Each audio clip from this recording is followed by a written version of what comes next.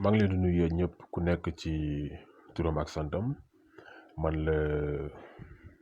Diouf Kéban activiste indépendant fas yéene sumb benn waxtaan ak yéen ci maanaam benn ñaar ñett ñeent juróomi ponk benn bi nekk Ndongo Diop et les otages oubliés par Ousmane Sonko beneen bi doon les sonkistes fil du mauvais coton beneen bi nekk le pétrole du Sénégal beneen bi doon Idriss Déby ñu daal di koy tëjee avec les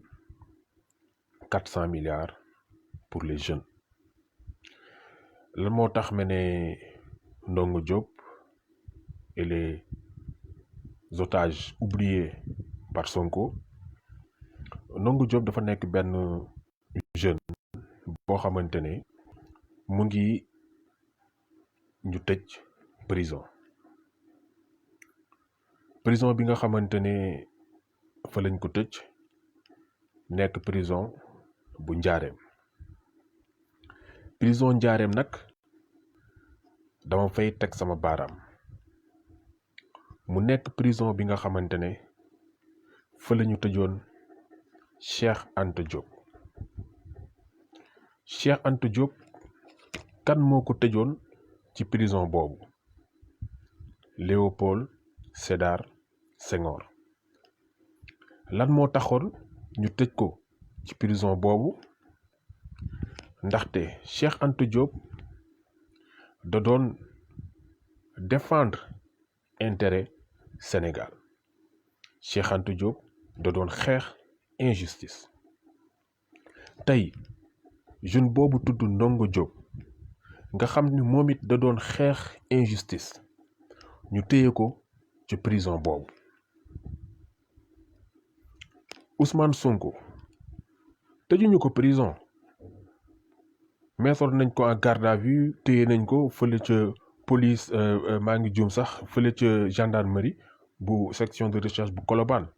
di ko toppatoo bu neex moom moo ko wax dafa génn di gërëm maanaam agent GIGN yi ko doon toppatoo maanaam gendarme yi ko doon toppatoo ba sax teg si ne moom dafa leen fan dañ koo neex ba sax doomam bi tudd Mohamed doomu Sonko Mohamed daf bi mu ñëwee di ko seet si daf ko ne prépareel di nga dem defi maanaam concours GIGN di nga nekk GIGN xaw ma nag ba xam foofu doom ji dina topp waxu baayam xaw ma na ba xam baay ji dina wax doom ji mu def lim ko wax reste à suivre kenn sexalu ko lem bi mu koy wax ci kaw loolu ma jàpp ne Ousmane Sonko warul woon wax loolu lu tax waru ko woon wax ndaxte gendarme yooyu homme de tenue yooyu nga xamante ne maanaam ñoom ñoo ko doon toppatoo yu neex maanaam ñoom ñoo ko doon maanaam teg ci ay conditions yu neex ñooñu ñoo jël citoyens yi nga xamante ne ñoom ñoo ko doon défendre di leen teg lu metti di leen torturer di leen dóor ay balles réelles di dawal seen oto jëmale ci ñoom di leen dugal prison di leen dóor ay liif di leen def taatu neen di leen xëpp ndox tey yow Ousmane Sonko nga gis bànneex bi nga xamante ne yow am nga ko fàtte ñi nga xamante ne ñu ngi la doon défendre nekk si ki nga ñëw taxaw di wax naan ay waay ñii ñoo baax ay waay ñii ñoo baax loolu moom mooy intérêt personnel ku la ko waxul ku ne waxul dëgg intérêt personnel foofu la tàmbalee bul xool sa bopp xoolal ci mbooloo bi nga xamante ne ñoom ñoo la topp dem leen ngeen xool dama leen koy ñaan rek ngeen xool yi maanaam miiru Ndongo Diop yi mu fa doon partagé lu ci bëri affaire de Sonko la woon kon kooku jàppuma sax ne moom c'est un pastéfiste c'est un sonkiste dañ wax ci sonkiste yi nag parce que dafa am ñu may woowe waa Pastef ak ñu may woowe waa Sonko waaw sonkiste loolu laa leen di woowee ñu xam ko une bonne fois pour toutes ñi nga xamante ne ñu ngi xeex di génn te siiwuñu bés bu ñu duggee kaso dañ leen war a taxawu ni ñuy taxawee ay Guy Marius Sagna dañ leen war a taxawu ni ñuy taxawoo ay nu mu tuddee sax encore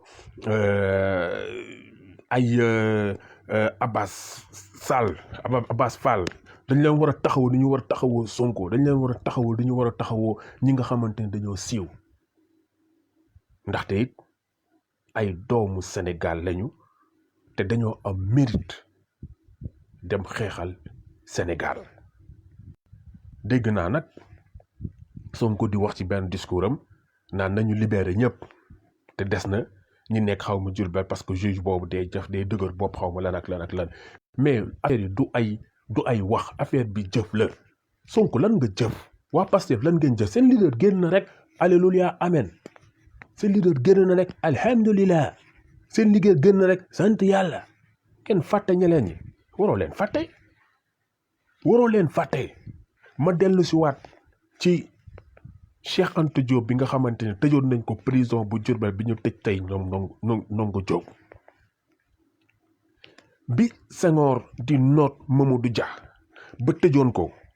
lan la Cheikh Anta Diop wax Cheikh Anta Diop dafa ne moom du def benn activité politique tant que Mamadou Dia mu ngi prison c'est le contraire moom lañu gis ak Sonko gars yi ko doon défendre dañoo nekk prison mu multiplier ses actions politiques dem di seet ay Y'en a marre dem di seet ay Ahmed Khalifa Niass nga xamante ne sénégalais yëpp a ko woccu nga xamante ne li muy génnee mais en tout cas am nañ lenn lu ñu am en commun ma wax ko publier woon naa ko mooy massage la ñu am en commun xaw ma dafa doon dem di ko demander ay conseils pour les massages parce que Ahmed Khalifa Niass moom massage thaïlandais nag ku ko xamul mooy massage bi nga xamante ay ween ñoom ñoo lay massé du lu ma lu may créer moom moo toog télévision TFM télévision falal Macky wala télévision fenal Macky buy bukki boobu Youssou Ndour di ko wax ba pare dañoo nekk ci weeru koor ci contexte weeru koor la ko doon wax naan boo wooree sa jabar mën na laa defal massage thaïlandais duma ci xuus lu bari tey kooku lu Sonko dem toogal naan xawma sama papa kooku ngay jàppee papa kooku nga xamante ne yow yaa ko doon jiññee état bi daf ko jox ay terrain nga dem toog mu lee chifaay munoo sax wax heureusement nga takk sa masque ba gisuñu sinon boo tekkoon sa masque ñu gis sa gàcce bërki de moo njaay le 17 avril ñu invité ko xawma grand kii rek grand place la xawma mooy émission boobu di am sama seen TV waaw ak waa jooj ëmbalkat bi Bougane ëmbalkat la waaw ku fa toog di ko xalamal naan ko waaye Bougane kati ëmbalkat la moom moo ëmbaloon benn jigéen bu doon liggéey ci biir teleem kon ëmbalkat la c'est un fornicateur kooku du exemple en tout cas ci man de du exemple waaw bu fekkente ne ñeneen dañ ko jëlee exemple bu leen neexee xool leen ku gën a bon ci àdduna bi ngeen jël ko exemple waaye man du ma ko jëlee exemple pour muy leer waaw on part tout droit au but donc li ñuy wax mooy que na ngeen taxawu ñooñu Ndongo Diop ak ñi nga xamante ne dégg na ay 23 personnes lañu nañu leen libérer même au niveau de la Casamance képp koo xamante ne ce sont des prisonniers politiques que Macky Sall moom moo leen téye parce que dañ nekkoon ci ay manifestations dañ leen libérer te aussi tamit ñu bañ a fàtte ñi nga xamante ne dañoo joxe seen bakkan ngir Sénégal suñu dëkk Sénégal ñooñu li ñu joxe leneen du ko gën a foor ndaxte amul leen lu gën a foor nafsu amul leen lu gën a foor bakkan amul leen lu gën a xool dundu nit ki mu daal di koy joxe sacrifier ko ñooñu na ngi leen ériger monument waaw moo gën ngeen di dem di jëndi ay oto di dem di fayali Guy Marius Sagna ay kër ak yu kenn xamul dañ leen war a ériger monument waaw monument pour ñi nga xamante ne ñoom ñoo fa dee ñoom ñëpp ku nekk sa tur ñu def ko fa parce que état bi ñooñu ay noonam leen parce que ñooñu dañoo xeexal Sénégal maanaam dañoo joxe seen bakkan warul nul waaw comme noonu warul nul ñi nga xam dañoo nekk ci prison bi aussi tamit da ngeen war a fighting ba ñu génn waaw maa ngi leen di demander bu fekkente ne am ngeen possibilité ngeen partager la vidéo parce que man temps yi moom Facebook daf ma xaw a bloqué ba mënuma def ay partage waaw jaajëf frère Pape Gueye Thiam il faut qu'on dise les vérités waaw mbir mi loolu la waaw bu fekkente ne ku leen xeexal ngeen fàtte ko suba bu leen fi xas benn sénégalais bu fekkente ne génnul xeex da nga leen war a taxawu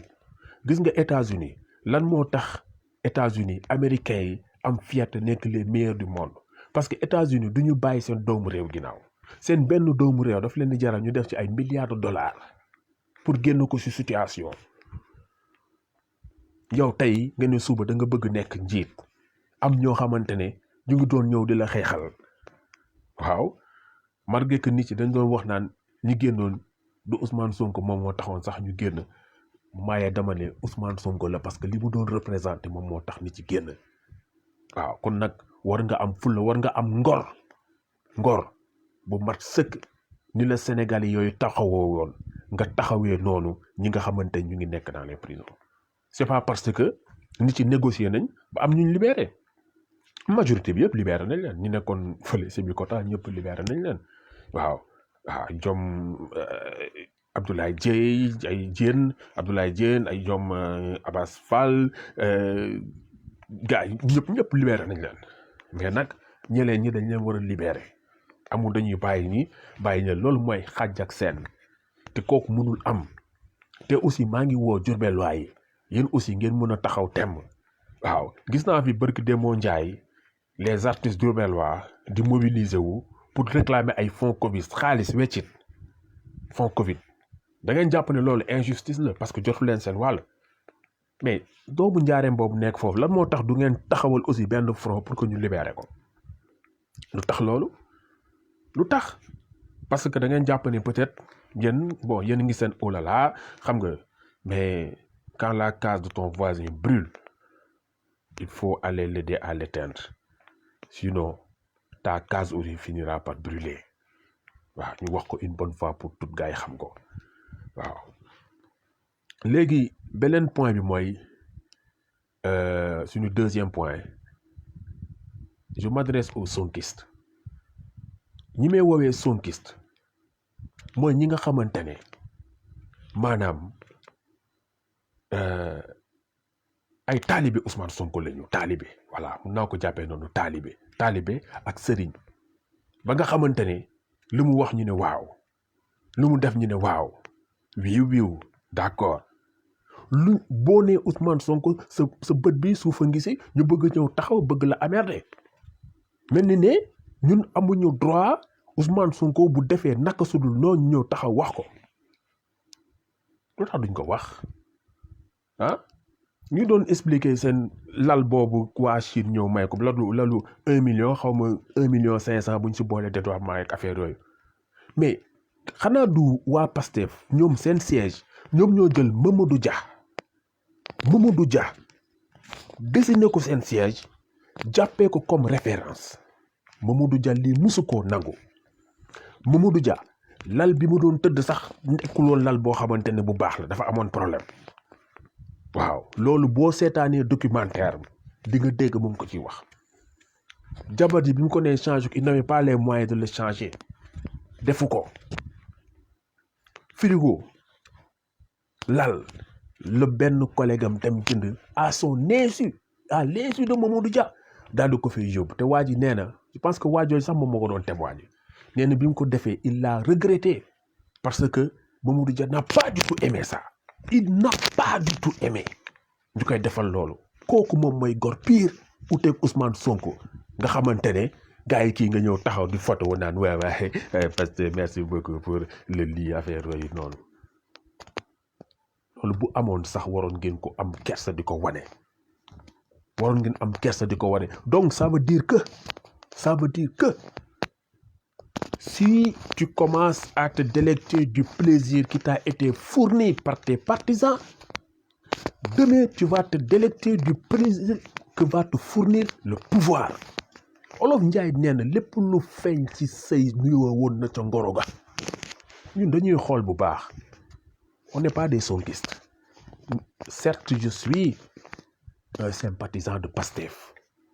waaye il faut donner le bon exemple il faut donner le bon exemple gis nga loolu noonu ngeen doon seetaan xam nga nee nañ lii raam si ñag bi la jëm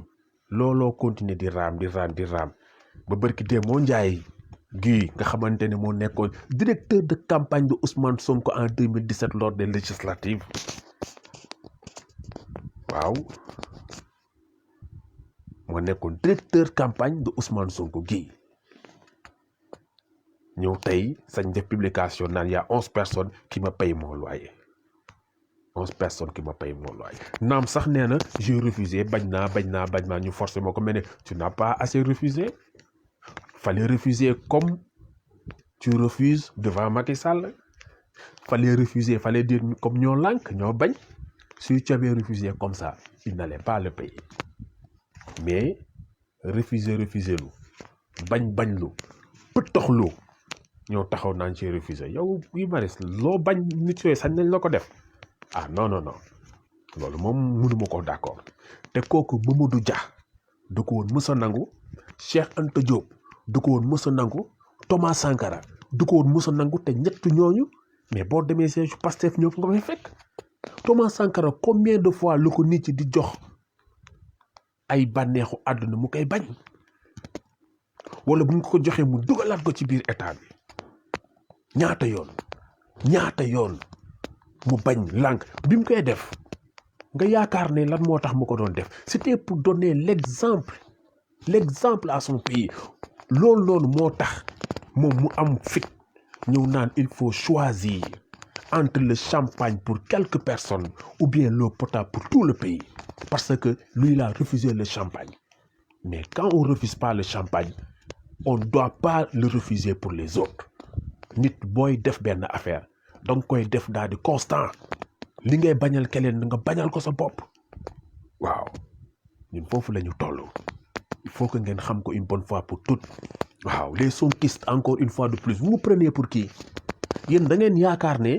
en fait yéen mooy li gars yi di wax rek vous êtes les terroristes des réseaux sociaux xam nga benn Diouf Kéman bu waxee benn affaire neexuma rek xam nga mooy gars yi dañu dem nañ ko signaler xam nga benn Mathieu Trois Pommes bu waxee benn affaire xam nga waaye gars yi dem leen ngeen désabonné qui tue par l'épée périra par l'épée li ngeen di def nii man maa leen ko wax Diouf Kéman demain vous serez victime de ça waaw vous serez victime de ça demain waaw mënu leen fi terroriser kenn mënu leen ko fi terroriser parce que en fait les réseaux sociaux c'est la démocratisation de la parole c'est la démocratisation des actes sama vidéo ngi nii am na ñaata nit yu fi nekk 4 personnes bu leen neexee léegi ñu dem bu leen intéressé wul waaw suba mun na am 10 personnes yu fi nekk bu leen neexee ñu toog bu leen neexee ñu dem kan moo leen mën a retenir li may wax bu la intéressé da nga koy di bu la intéressé nga zappé dem YouTube tapé lu la neex xool ko kon nag fii mënu leen fi forcer kenn waaw te ñun nag aussi ñun dañuy wax waaw dañuy wax donte bu fekkente ne benn nit moom moo ñuy déglu dinañu continuer di wax waaw waaw Mamadou Ndiaye Mamadou Ndiaye personne ne cherche à terroriser personne en tout cas les gars ils cherchent à terroriser des gens kooku moom loolu moom moo ci am parce que bu fekkente ne da nga wax lu leen neexul ñuy waxante en inbox wala affaire yooyu naan dañuy jéem a xam nga dañu lay jéem a bloquer dañu lay jéem a signaler ak yooyu c'est pour chercher à terroriser te fii kenn mënu fi terroriser kenn beneen point bi parce que man d'habitude du may bëgg di yàgg ci samay live beneen point bi mooy par rapport au pétrole et au gaz Sénégal daf ci war a profito bu baax a baax te lii tax ñu mën ci profito bu baax a baax il suffit que ñu am ay njiit yu baax a baax yoo xamante ne dinañ ko mën a teg ci axe yoo xamante ne Sénégalais yi ku nekk li nga ci war a am di nga ko ci am waaye nag nee nañ cin bu naree neex bu baxee day xeeñ. waaw naa xaw a anticiper tuuti ci 40 milliards yi pour wax ne emploi pour man moo ëpp importance formation. waaw ndaxte soo amee emploi te amuloo formation mën nañ la former ci biir emploi bi mais boo amee formation te amuloo emploi frère da ngay yëy sa ay diplôme wala nga boyalee ko teg ci zëm ba tax na il va falloir que ñu jox priorité l'emploi. waaw bu fekkente ne pétrole beeg gaz bi daf fi feeñ dafay ànd ak ay maanaam métiers yu bees yooyu na ci état bi investir ba nga xamante ne sénégalais yi dinañu mën a liggéey ci métiers yu bees yooyu nga xamante ne dafa ànd ak pétrole bi. dañu war a créer filière yooyu dès à présent parce que construction bi commencé na. waaw construction bi commencé na 2020 2021 la gars yi war a def construction bi normalement 2022 à 2023 ñu commencé def production bi kon nag gars yi commencé nañ construction bi sax mu ngi def extension pour mën a raffiner parce que xam na ne li muy am ci pétrole bi dina bëri daf ko war a raffiner. war nañu defaraat Sénégal war na amaat au moins 3 minimum raffineries yu mel ne SAR yoo xam ne ñëpp dañuy raffiner na ci dem di fa liggéey ndaxte milieu ouvrage bi au Sénégal dafa nekk milieu boo xamante dafa tumuranke. Sénégalais yi nga xamante ne ils travaillent dans la tuyauterie la chaudronnerie la soudure ainsi de suite ñu si bëri ils n'arrivent pas à vivre de leur métier au Sénégal da ngay obligé nga dem gàddaay dem feneen te loolu du ñëpp ko mën ñenn ñi nga xamante ne mënuñu ko dañuy toog fii jéem a taaba maa ngi faral di nettali benn histoire waxoon naa ko sama laay bale naa ko waxaat mooy que gis naa benn vidéo benn waaye boo xamante ne dem na mbëkk mi 4 wala 5 fois ba pare ne journaliste bi damay demaat ndaxte li ko indi mooy que tànkam bi dafa damoon te mënatul woon dem maanaam kooku noonu c'était un menuisier métallique boobu moom il s'en sortait pas parce que li nga xamante ne mooy une vie décente mënu ko woon am moom en fait si métier bi mu doon def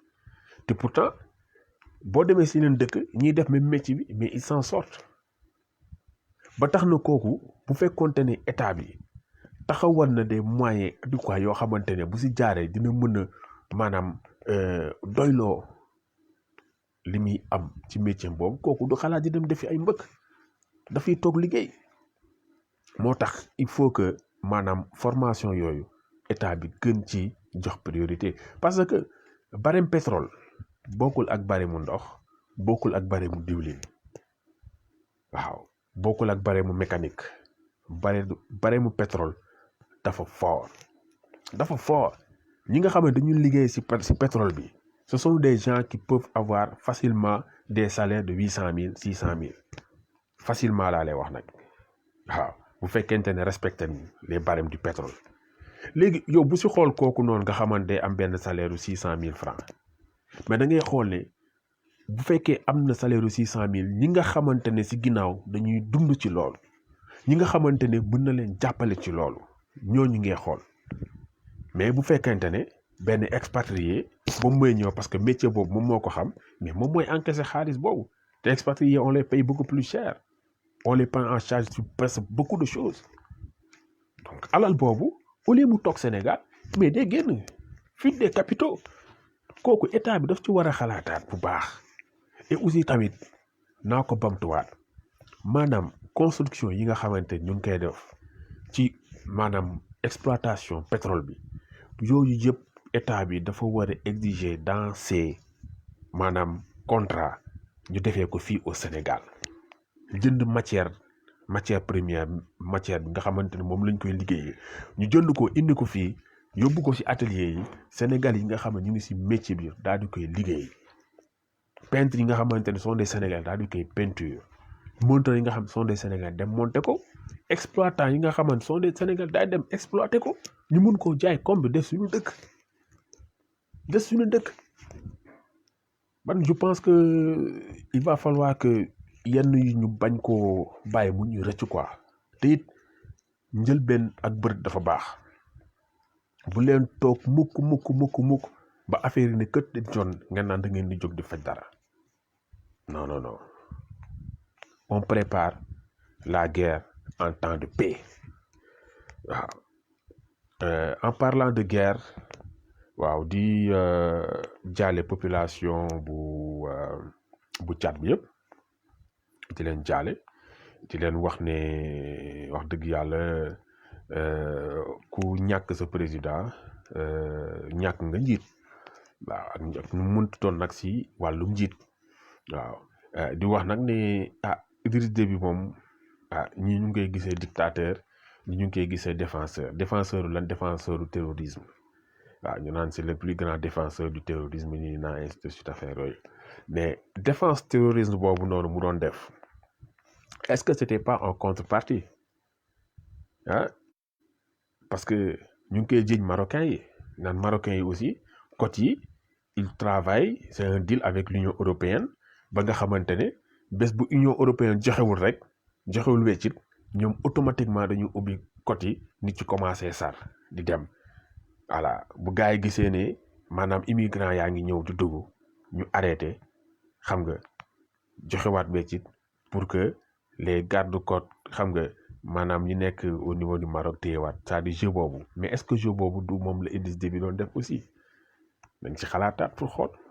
est-ce que jeu boobu du moom la doon def aussi waaye dañ ko xoolaat parce que Idriss Déby lan la doon mbubboo ne bu fekkee dafa am problème ci champ de bataille bi moom daf fay jiitu mais ñëpp xam nañ ne Idriss Déby mais amatul kattan boo xamante ne moom lay def ci champ de bataille amatul kattan boo xamante ne moom lay utiliser pour dem jël ay armes dem dóori c'est-à-dire bu fa nekkee fan lay nekk ci zone stratégie rek il est en arrière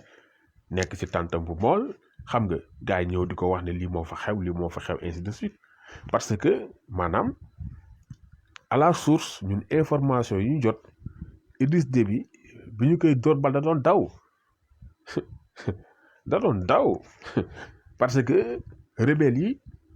attaqué nañu maanaam bi muy dem dafa demaale garde présidentielle yooyu yëpp rebelles yi attaqué ëpp leen doole saawee xam ne ñu ngi waaj a egg ci kawam mu dugg otoom di daw si lañ ko dàqee dóor ko ay bal am bal yu ko laal mu blessé le temps muy egg N'Djamena ak yooyu si la génn àdduna waaw loolu lañ ci am comme information te di wax nag ni man Idriss Déby jàpp ma ne référence la maanaam pour les jeunes africains la moo tax ma ne jàppewuma référence la parce que dafa nekk dictateur ñaata waa réewam la Idriss Déby maanaam teg ay gàllankoor ñaata parce que moom lu ko neex rek la doon def waxee mu naan j'aime mon pays mais c'est pas comme ça on doit aimer son pays quand on aime son pays on doit se sacrifier pour l'avancement de son pays mais Idriss Déby Tchad daf ko delloo ginnaaw et pourtant ils ont du pétrole am na yenn ressources minières yi mais tchadiens yi loolu mënuñu ci bénéficier wu kon nag ñun Sénégal nañu maanaam farlu ba suñu pétrole beeg suñu gaz bi ñu mën ci maanaam ñu mën ko jëriñoo te benn bi li may faral di wax mooy jàmm ji Sénégal dañ ko war a sàmm ba nga xamante ne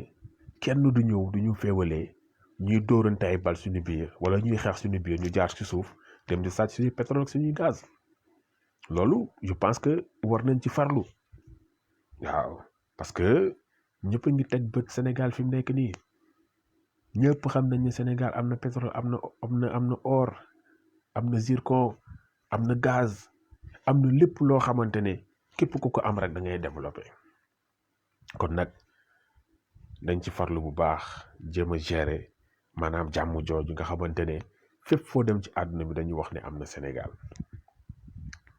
pour 400 milliards yi nga xamante ne moom la Macky di wax da koy def pour les jeunes dégg naa si lu bëri ñuy wax formation waaw waaye formation na ànd ak emploi su fekkente ne comme ni ma ko wax sànq am na buy ñàkk na formation nañu ñàkk formation am emploi ndaxte ci biir emploi la ñuy def formation pratique boo demee yenn dëkk yi nekk tugal am na si ñoo xamante ne defuñu formation te am nañ diplôme ndaxte maanaam ci seen ay charte réew boo nekkee si benn métier nga nekk ci benn nombre année maanaam nga nekk par exemple cuisinier nga def métier de cuisinier di ko def pendant 5 ans pendant 6 ans pendant 10 ans automatiquement après yow